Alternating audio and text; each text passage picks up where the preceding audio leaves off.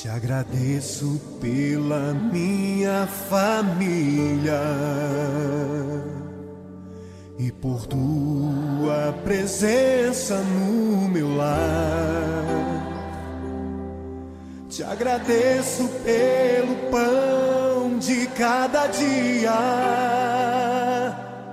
que o Senhor nunca deixou faltar. Te agradeço pela nossa harmonia. Só em Ti, Senhor, podemos confiar. Já te agradeço pelas Tuas maravilhas e os milagres que ainda há de operar. A minha família é bênção do Senhor. Me ensina a tratar minha família com amor. Edifica minha casa para o Teu louvor. A minha família é um presente do Senhor.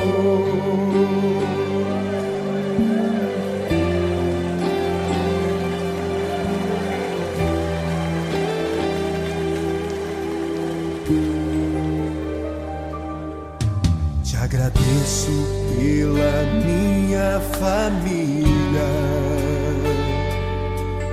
e por Tua presença no meu lar. Te agradeço pelo pão de cada dia que o Senhor nunca deixou faltar. Te agradeço pela nossa harmonia. Só em Ti, Senhor, podemos confiar. Já te agradeço pelas Tuas maravilhas e os milagres que ainda há de operar. A minha família é bênção do Senhor.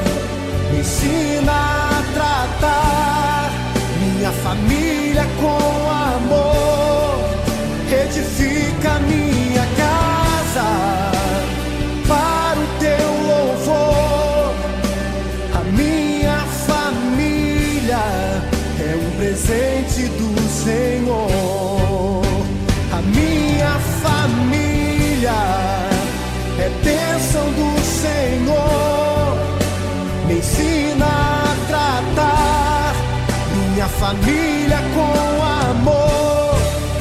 Edifica minha casa para o Teu louvor. A minha família é um presente do Senhor. A minha família é bênção do Senhor. Eu convido você a dar um abraço nessa pessoa que você tanto ama. E se você não está perto dessa pessoa, liga para ela, diga: eu te amo, você é muito importante para mim. A minha família é um presente do Senhor.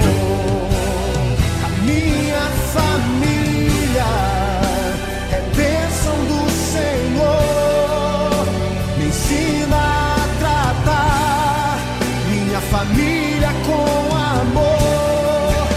Edifica minha casa para o Teu louvor. A minha família é um presente do Senhor.